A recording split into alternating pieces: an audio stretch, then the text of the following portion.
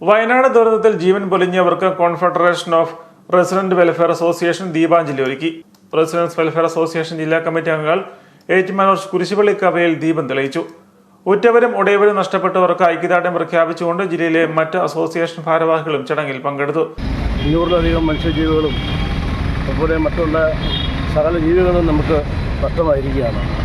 അവരുടെ കുടുംബങ്ങളിൽ എന്നും നമ്മൾ അത്താണിയായി നിന്നുകൊണ്ട് കോൺഫെഡറേഷൻ വയനാടിന് ഒരു കൈ കൊടുക്കാം എന്നുള്ള രീതിയിൽ നമ്മൾ അവരോട് ഉള്ള ഐക്യദാർഢ്യം പ്രഖ്യാപിച്ചുകൊണ്ട് നമ്മൾ അവരുടെ കുടുംബങ്ങളിലും അവർക്ക് ഉണ്ടായ ആ ദുഃഖത്തിലും അവരുടെ മരണത്തിലുണ്ടായ ആ എല്ലാ ദുഃഖത്തിലും നമ്മൾ പങ്കുചേർന്നുകൊണ്ട് കോൺഫെഡറേഷൻ ഓഫ് റെസിഡന്റ് അസോസിയേഷൻ ഞങ്ങൾ അവരുടെ ദുഃഖത്തിൽ പങ്കുചേർന്നുകൊണ്ട് ഇന്ന് ദീപാഞ്ജലി ആചരിക്കുകയാണ്.